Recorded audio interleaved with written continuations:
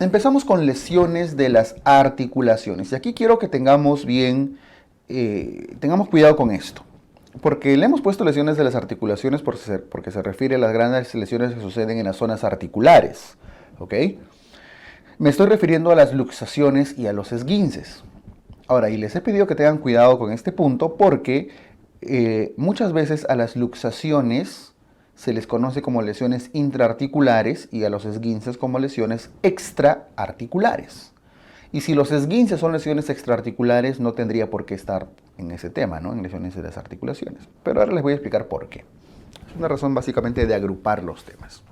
¿Bien? Lesiones de las zonas articulares. Empezamos con las luxaciones. ¿Qué es una luxación? La luxación es lo que muchos conocen como dislocación. Ahora, dislocación no es un término que se use mucho, salvo en el inglés. En inglés sí es dislocation. Y su propio nombre lo dice, ¿no? Dislocación. O sea, dislocación, sale de su localización, de su lugar original. Se desplaza a otro lugar. Si ustedes tienen claro qué es una luxación, una dislocación, entonces saben que esta lesión implica desplazamiento. Un hueso se mueve hacia otro lado. No es una rotura, no es una fractura, es que en la articulación se mueven los huesitos. Ahorita vamos a ver imágenes, pero les explico esto para que tengan claro de dónde viene el término dislocación y que es apropiado. ¿Ok? Muy bien. ¿Qué podemos hablar sobre las generalidades de las luxaciones? Las luxaciones más frecuentes, las dislocaciones más frecuentes son la del hombro anterior en los adultos, que es esta de acá. La cabeza del húmero se luxa, se disloca, se desplaza hacia la parte de adelante, anterior, respecto al otro hueso que viene a ser la escápula, ¿no es cierto? La cavidad glenoidea. Entonces, si la cabeza del húmero se fuera para atrás, sería una luxación posterior. Si se fuera para arriba, sería una luxación superior, dependiendo de la dirección a donde va. Esta es la forma más frecuente de luxación, no solo en los adultos, sino si habláramos en general. ¿Okay? En los niños, la luxación más común ya no es la del hombro, aunque puede haber, pero en los niños es más común la del codo, y ya no es anterior, sino posterior. Aquí tenemos una imagen. Esto viene a ser el húmero. Esto es el cúbito con su radio al costado, ¿cierto? El cúbito con el radio se desplazan hacia atrás, hacia la zona posterior. Noten, hacia atrás del húmero, ¿verdad? Esta es la luxación más frecuente de los niños. Y esta de acá arriba, la luxación más frecuente de los adultos. Si tuviéramos que elegir entre los dos, y en general, ¿cuál es la más frecuente? Hombro anterior. Esta es la más frecuente de todas. Ahora, no son las únicas luxaciones. Hay muchas. Hay luxaciones vertebrales. Hay luxaciones a nivel de las falanges, en la muñeca, en la rodilla, en el tobillo. Cualquier articulación se puede luxar. Mientras haya factores de riesgo, por ejemplo, la hiperlaxitud de tejidos, debilidad muscular, debilidad a nivel de los ligamentos de las articulaciones. Estos son los factores de riesgo, no son las causas. La causa suele ser traumática. Sobre unos tejidos laxos con debilidad viene un golpe y ¡pum!, puede mover un hueso hacia otro lugar. Tenemos, por ejemplo, la luxación. Aquí no se nota un poquito, se ha movido la imagen, pero ven esta cabeza de fémur en esta cadera fuera de su lugar. Aquí está bien, la cabeza del fémur en su acetábulo, pero acá está el acetábulo vacío y la cabeza del fémur se ha ido para atrás y hacia arriba. Esto es una luxación de cadera, una luxación coxofemoral, una luxación de cadera posterior o posterior superior, que ya lo vamos a ir viendo. Es bastante frecuente, y de hecho es la más común del miembro inferior, pero no supera al hombro en el caso de los adultos y no supera al codo posterior en el caso de los niños.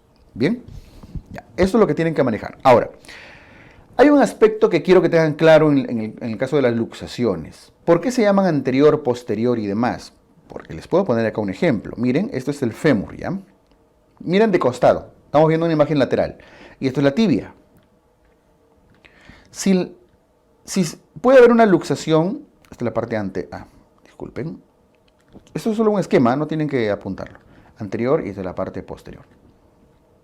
¿Qué pasa si aparece una imagen así? El fémur y la tibia. El fémur se fue para atrás y la tibia se fue para adelante. ¿Esta es una luxación anterior o posterior? Entonces van a decir, es posterior porque el fémur es más grande y se fue para atrás. No, es anterior porque la tibia es la que se ha movido, qué sé yo. Siempre el que describe la dirección es el hueso distal.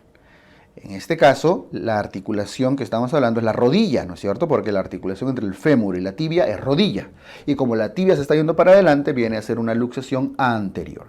Por eso que en este codo húmero con cúbito radio es posterior, porque la parte distal, que es el cúbito con el radio, se va para atrás. Acá, la parte proximal es la escápula, la parte distal es el húmero.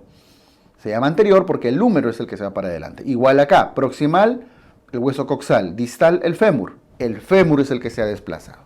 ¿Ok? Entonces el hueso distal es el que suele describir la dirección de la luxación para que tengan claro, porque les pueden poner una placa o algo y podrían tener dificultades. ¿Está bien? ¿Cuáles son las características clínicas de una luxación en general? Las luxaciones se caracterizan por esta tríada: dolor, disfunción y deformidad. Dolor, disfunción y deformidad. Si se dan cuenta, tiene una triada mnemotécnica que es la triple D. D de dolor, D de disfunción y D de deformidad. A veces a la disfunción la describen de otra forma. Disfunción significa que no puede mover la articulación. Eso quiere decir impotencia funcional. Acá la vamos a poner entre paréntesis, impotencia funcional. Esto es común a casi todas las luxaciones del cuerpo humano. Casi todas tienen esa tríada. Bien. El tratamiento, estoy hablando en general, para cualquier luxación, también tiene una secuencia común que incluye la reducción. Esta reducción debe ser precoz, lo más pronto posible. Cuanto más pronto se reduzca una luxación, se regrese a su lugar, el pronóstico va a ser mejor. Luego de reducir, hay que inmovilizar la articulación. Puede ser con un vendaje, puede ser con un yeso, con alguna fijación, pero se tiene que inmovilizar. El tiempo de inmovilización va a variar. Noten que aquí estamos poniendo que en miembro inferior el tiempo es mayor que en miembro superior. ¿Por qué? Porque cuanto más tiempo se inmoviliza una articulación, tiende a quedar rígido y la rigidez no es buena, sobre todo en el miembro superior, que es el que tiene que tener más rangos de movimiento, ¿no?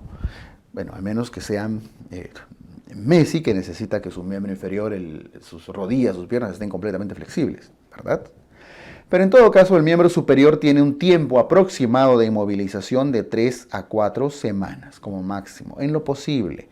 Y el miembro inferior tiene un tiempo de inmovilización aproximadamente de 5 semanas. Un poco más el miembro inferior. Más que estos tiempos, no está contraindicado, pero ya aumenta el riesgo de artrosis, de rigidez articular. ¿Está bien? Entonces, se reduce lo más pronto posible, se inmoviliza y luego hay que rehabilitar. Rehabilitación.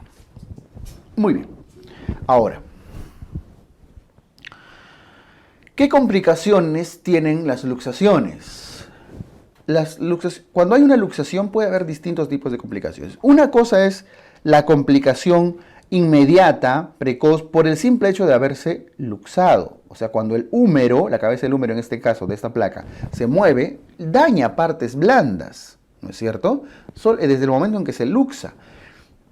Igual acá la del codo, etc. Esas complicaciones se refieren a las lesiones neurovasculares. Esas son las más frecuentes.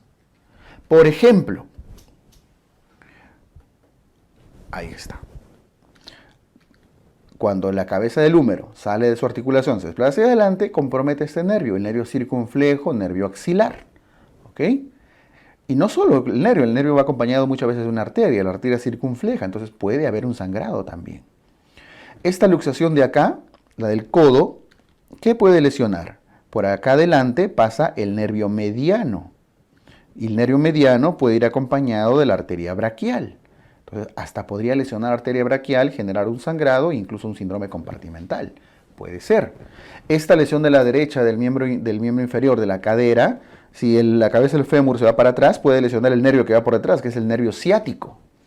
y además de los vasos que lo acompañan. Y si se va para adelante, el van femoral. Entonces, a cualquier lado que se mueva una articulación, con mucha frecuencia genera lesiones neurovasculares y por eso le estamos poniendo como las complicaciones más frecuentes. Incluso hasta podría generar fractura.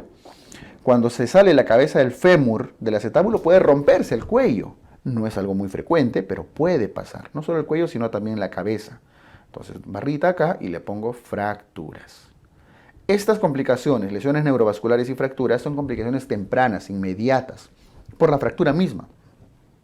La rigidez articular, la atrofia muscular, las calcificaciones tienen que ver con un mal tratamiento, ya sea que no hubo una reducción precoz, que no hubo una adecuada inmovilización y que no hubo o que no hubo una adecuada rehabilitación. Entonces, no confundan las complicaciones de arriba. Las lesiones neurovasculares y fracturas tienen que ver por la luxación en sí, por la lesión. Y las complicaciones de abajo tienen que ver con un mal manejo, o tal vez tardío, o por una inadecuada inmovilización, una excesiva inmovilización, una falta de rehabilitación, etc. ¿Está bien? De todas ellas, la complicación más importante viene a ser esta de acá. Listo. Estos datos son comunes prácticamente a todas las luxaciones que hay. Luego, ya cuando nos toque ver lesiones específicas del miembro superior, hablaremos de la luxación de hombro y todos los datos generales que debemos recordar.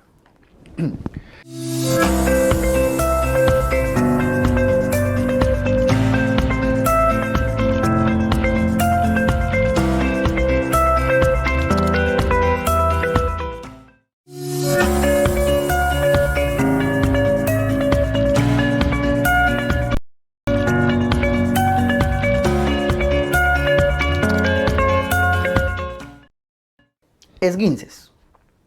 Vamos con los esguinces. ¿En qué se diferencian los esguinces de las luxaciones? Y aquí va un dato. Los esguinces se les considera lesiones extraarticulares. Lesiones extraarticulares. ¿Por qué? Una luxación es así. Se luxó, ¿cierto? Se fue a un lado. Está comprometiendo de alguna manera las caras articulares. Por eso a las luxaciones se les considera intraarticulares. En cambio, los esguinces son lesiones de ligamentos. Los ligamentos que dan soporte a las articulaciones se lesionan. Las caras articulares están bien. El problema ha sido de ligamentos. Por eso los esguinces las consideran extraarticulares. ¿Ok? Tengan en cuenta eso, ¿ah? Tengan en cuenta eso. Luxaciones intraarticulares y esguinces extraarticulares porque la carilla articular está bien. El problema es del ligamento. Entonces, los esguinces son lesiones de ligamentos. Los esguinces son lesiones de ligamentos. ¿Ok? Ahí más arribita lo hubiera puesto. Ya lo voy a corregir. ¿Y cuál es el ligamento que más se lesiona? Los ligamentos que más se lesionan son los del tobillo. Por eso solemos hacernos esguinces en los tobillos, ¿no es cierto? Se tuerce el pie, no sé si se tuerce, hay un movimiento que ahora vamos a recordar, y nos genera un dolor. La rodilla también, la del ligamento cruzado anterior, ¿verdad? Listo. Entonces, vamos a ver. Si la lesión del ligamento es grado 1, entonces se refiere solo a una micro ruptura, un elongamiento. Se ha estirado el ligamento, no se ha roto en su totalidad. Es grado 2 si es que ya se trata de una ruptura parcial. Usualmente esa ruptura parcial se le cuantifica como menos del 50% del grosor de un ligamento. Y es grado 3 cuando ya se trata de una ruptura total, usualmente mayor o igual al 50%. O puede llegar a ser el 100%, ¿no? Pero a veces no tiene que tener una ruptura de todo el grosor como para decir total. Pero ya habla de severidad. Entonces, grado 1, estiramiento, elongamiento, micro ruptura. Grado 2, ruptura parcial. Grado 3, ruptura total. La clínica de los esguinces, miren bien, tengan mucha atención con esto. La clínica de los esguinces incluye dolor D de dolor, disfunción y ojo, no incluye deformidad. A diferencia de las luxaciones, voy a retroceder un momento ya. A diferencia de las luxaciones, vean que sí generaban deformidad. Obviamente, si se está moviendo la articulación, se deforma la articulación. Creo que está clarísimo. Los esguinces, las lesiones de ligamentos, no generan deformación, sino por el contrario, inestabilidad. Porque la función de los ligamentos es estabilizar una articulación. Si se rompe un ligamento, ahora está inestable. Entonces, los esguinces no siguen la triada clásica de la triple D, que sí lo tenían las luxaciones. ¿Qué signos de inestabilidad tenemos? Por ejemplo, el signo del cajón, que deben recordarlo. El cajón anterior, en el caso de la rodilla, hay cajón posterior, etc. El signo del bostezo y diferentes signos en los cuales muestran que la articulación se mueve. Pero se mueve porque su ligamento estabilizador está lesionado. Puede haber equimosis porque recuerden que los ligamentos son estructuras vascularizadas, entonces puede notarse cierto grado de equimosis luego de una lesión de ligamento. ¿Ok? Ahora, estas características clínicas aparecen desde el grado 1 y en el grado 2 y grado 3. Es común a todas. Lo que sucede es lo siguiente. En el grado 1, la DDI es leve, en el grado 2 es moderado y en el grado 3 es severo. ¿El grado 1 tiene dolor? Sí. ¿Tiene disfunción? Sí. ¿Tiene inestabilidad? Sí, pero muy leve. Muy, muy leve. Porque todavía está solo con un leve elongamiento. La inestabilidad no se nota mucho. En el grado 2 ya la inestabilidad y la disfunción ya se ven más marcadas. Y por supuesto en el grado 3 hay alto dolor, alta disfunción, alta inestabilidad. Entonces, ojo, la triada clínica es común a todos los grados. ¿Y cómo lo van a diferenciar? Por la palabra leve, moderado y severo. Ahora, hay una forma forzada de describir cuál predomina en cada uno de los grados. Esto no es muy académico, es muy así de examen. Si en el examen les dicen que predomina el dolor, probablemente es grado 1. Si predomina, además del dolor, hay algo de disfunción, predomina debe ser grado 2. Pero si además del dolor y la disfunción hay inestabilidad, suelen describirlo como grado 3. Esto es muy forzado. Lo cierto es que los 3 están presentes, solamente que en diferente nivel de intensidad en cuanto a la clínica. ¿Ok? Listo. Eso ténganlo claro, por favor. Y la equimosis, bueno, va a depender también del grado de severidad, ¿no? De si está completamente roto, etc. Cuando hablamos de manejo, a la derecha, se está refiriendo al manejo general, al manejo inicial, lo que se debe hacer en todo esguince.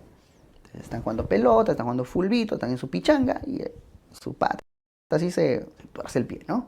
Au, au, au, se está agarrando el tobillo, el pie. Entonces, ¿qué hacen? Ahí está. Los americanos tienen una mnemotecnia que dice rice, arroz, ¿no? En inglés. Arroz, ¿verdad? R de rest, descansa. I de ice, hielo.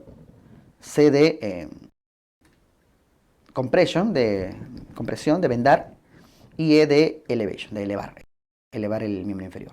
O sea, reposar, hielo, comprimir, vendar y elevar el miembro afectado. Bueno, si quieren usarlo, finalmente el idioma es universal. Raíz, arrocito. Si no, ahí está. Hielito, elevar el miembro afectado. ¿Para qué elevar el miembro afectado? Porque si es el tobillo, por ejemplo, ustedes lo elevan y al elevarlo están evitando que haya mucho acúmulo de líquidos, ¿no es cierto? Y están evitando la perfusión, disminuyendo, y están favoreciendo el drenaje venoso y linfático. De esa manera están evitando disminuyendo la probabilidad de edema, porque el edema en un esguince puede llevarles incluso a un síndrome compartimental. Eso lo vamos a ir viendo. Entonces, por eso hay que elevar, usualmente 30 grados por encima del nivel del corazón. Si se trata de una lesión de miembro superior, también hay que elevarlo en lo posible, pero no más de 30 grados. Bien, porque si no ya también pueden irse al otro lado hacia la isquemia. Bueno, reposo, descansa, cambio en el equipo y AINES, manejo del dolor. ¿No? Ustedes dirán, ¿y quién anda con hielo en una pichanga?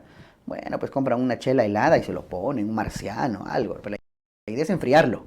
Si ustedes hacen bien esto, listo, el pronóstico va a mejorar un montón. Sobre todo si se trata de lesiones parciales o totales, va a mejorar bastante porque cuanto menos edema se forme por el frío, la posibilidad de reparación quirúrgica va a ser más pronta, de mejores resultados. Bien. Bueno, esto es común a todos. Ahora, si la pregunta es, como seguramente les puede venir, ¿cuál es el manejo específico de cada uno de los grados? El grado 1 requiere solamente, además de esto, vendaje elástico. Así que si es un grado 1 y viene con su yeso, con sus muletas y todo, no, pues quiere su certificado médico, ¿no? Grado 2, si ya es, que es una lesión más importante, hay que inmovilizar con férulas. Ustedes dirán, ¿y por qué no con yeso? Ah, sí se puede con yeso, pero un detalle, los yesos se prefieren colocar después de las 48 a 72 horas. ¿Por qué? Porque si ustedes ponen yeso desde el inicio, podría favorecer la posibilidad de un síndrome compartimental, que va a empezar a doler y tienen que sacar el yeso después. Entonces, se feruliza por unos 2-3 días y después recién ya se le pone yesito cuando pasa el riesgo de síndrome compartimental. Y si la lesión es total, evidentemente la cirugía va a ser lo más indicado. Entonces, esto es para grado 1, para grado 2 y para grado 3. ¿Está bien? Sencillo. Listo, lo que ha venido de acá es una descripción de grado 2, hace unos 5 años más o menos. Pero bueno, está fácil. El ligamento que más se puede lesionar es el tobillo. La articulación que más esguince sufre es el tobillo. Usualmente por este movimiento de pie, que yo les he dicho se tuerce, ¿no? Pero no es el término torcerse no es correcto. Esto se llama inversión. Este movimiento es inversión, ¿no?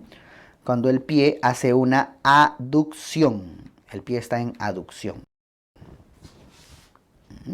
Podrían decir en supinación incluso. Aducción, supinación. Se está aproximando, se está mostrando hacia adentro. ¿Ok? Memoricen, aprendan la posición y eso se llama inversión. Y los ligamentos que se lesionan evidentemente son los que están en la zona lateral, ¿no? Laterales del tobillo. Y los ligamentos laterales del tobillo son todos los que están ahí mostrándose en la imagen arriba, de los cuales este de acá, que estoy jalando con flechita, es el más frecuentemente afectado. Es el que une el peroné con el astrágalo. Ahí está, ¿no? Peroné con astrágalo, se ve claramente. Por delante, porque hay uno que se va por detrás también. El peroneo astragaliano anterior. Ese es el ligamento más frecuentemente lesionado por el movimiento de inversión.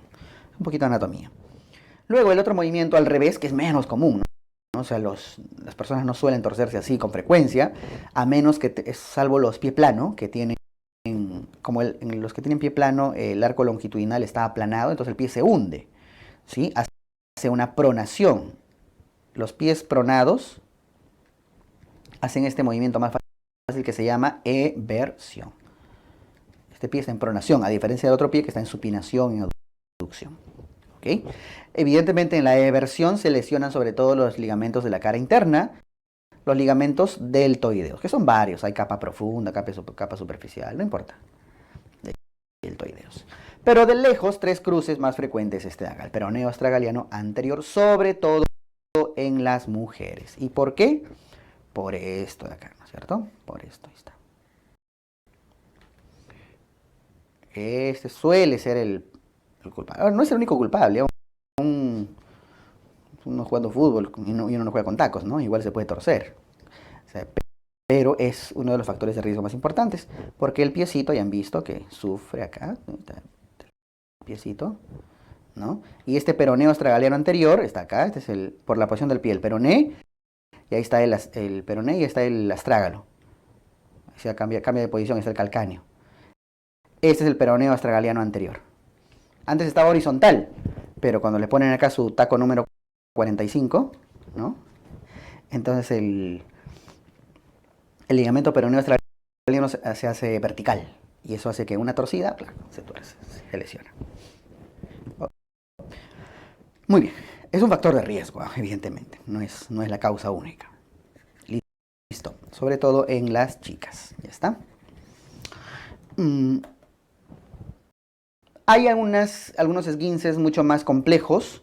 Por ejemplo, cuando el pie, además de hacer este movimiento que es eversión, toda la pierna a veces gira, ¿no? Cuando están sacando los pasos prohibidos, están en el toro a las 3 de la mañana y sacan los pasos prohibidos acá.